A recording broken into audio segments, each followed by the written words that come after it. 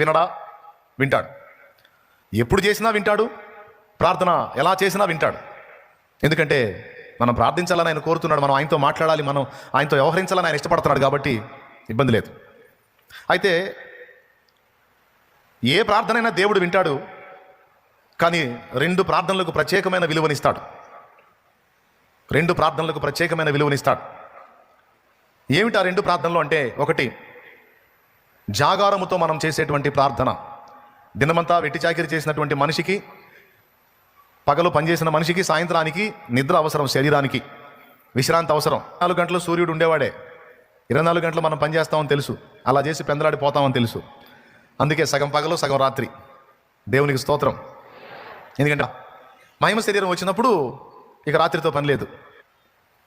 So శరీరం విశ్రాంతి పొంది మళ్ళీ రేపటికి పని చేయడానికి రెడీ కావాలి అంటే ఈరోజు విశ్రాంతి పొందాలి.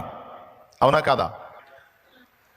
ఒకవేళ ఈరోజు కూడా మనం విశ్రాంతి తీసుకోకుండా మేల్కొనే ఉంటే రేపటికి బడలికి గురవుతాం, బలహీనతకు గురవుతాం, శక్తి సరిపోదు.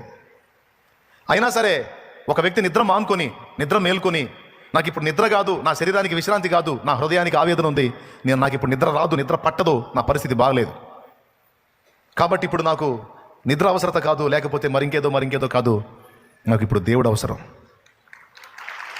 హల్లెలూయా. రెండవది ఉపవాసించి ప్రార్థించటం.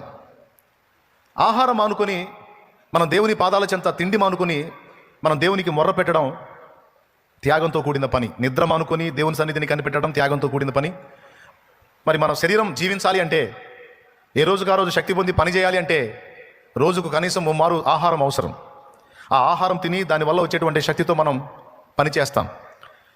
ఒకవేళ ఆహారం తినకపోతే శక్తి ఉండదు, నీరసించిపోతాం.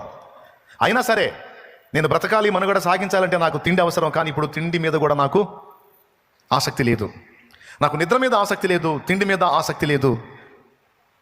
వాటి అవసరత నా శరీరం జీవించడానికి ఉంది, కానీ ప్రస్తుతానికి నేను వాటి గురించి ఆలోచించే పరిస్థితిలో లేను. ఎందుకంటే నా కండిషన్ అలా ఉంది, నాకున్న ఒత్తిడి అలా ఉంది, నాకున్న ఆవేదన అలా ఉంది. కనుక నాకు ఇప్పుడు ఇవేవి కాదు, నాకు దేవుడు అవసరం అని మనం చెప్పకనే చెప్తున్నాం. ఒక 7 సంగతులు మీకు అందిస్తాను. మొట్టమొదటిది ప్రార్థన అనే మాటకి ఎంతోమంది ఎన్నో రకాల నిర్వచనాలు చెప్పారు.